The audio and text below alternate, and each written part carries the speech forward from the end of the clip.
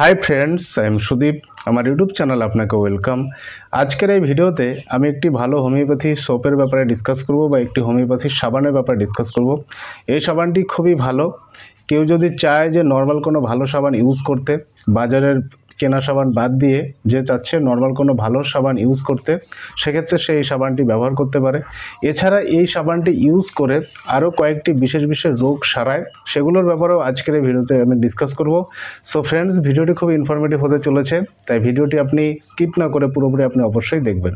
ভিডিওটি please like করুন। আপনি লাইক করলে আমি মোটিভেশন পাই আগেরও ভিডিওস আপলোড করার জন্য। চ্যানেলটিকে অবশ্যই সাবস্ক্রাইব করে বেল আইকনে প্রেস করুন, যাতে এরকমই লেটেস্ট ইনফরমেটিভ ভিডিওস লাগাতার আপনি পেতে পারেন।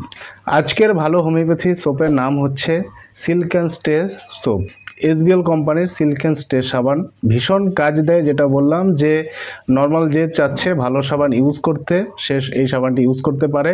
ছোট বড় সবাই এই সাবানটি ইউজ করতে পারে। এই সাবানটি ইউজ করলে কি হয়, স্কিন উজ্জ্বল হয়, পরিষ্কার হয়, ঠিক আছে, স্কিনকে হেলদি রাখে। এছাড়া কারো যদি মুখের মধ্যে কোনো দাগ হয়, পিম্পল হয়, ঠিক আছে, এই সাবানটি মুখে মাখলে কি হয়, সে দাগ পিম্পল পুরোপুরিভাবে সেরে যাবে।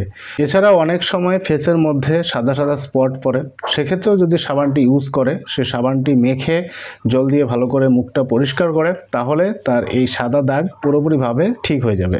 সো ফ্রেন্ডস, এই সিল্ক অ্যান্ড স্টে সাবানটি আপনি গায়ে মাখার জন্য ইউজ করতে পারেন, আবার মুখ পরিষ্কার করার জন্য আপনি ইউজ করতে পারেন। নর্মালি কেউ যদি চায় যে ফেস ওয়াশ ইউজ করার পরিবর্তে সেটার জায়গায় এই সাবানটি ইউজ করতে, সে তবুও এই সাবানটি ইউজ করতে পারবে। এই সিল্ক অ্যান্ড স্টে সাবানটি কাছাকাছি হোমিওপ্যাথি দোকানে খোঁজ করুন, সেখানে আপনি অবশ্যই পেয়ে যাবেন। সেখান থেকে পারচেস করে ইউজ করা শুরু করে দিন।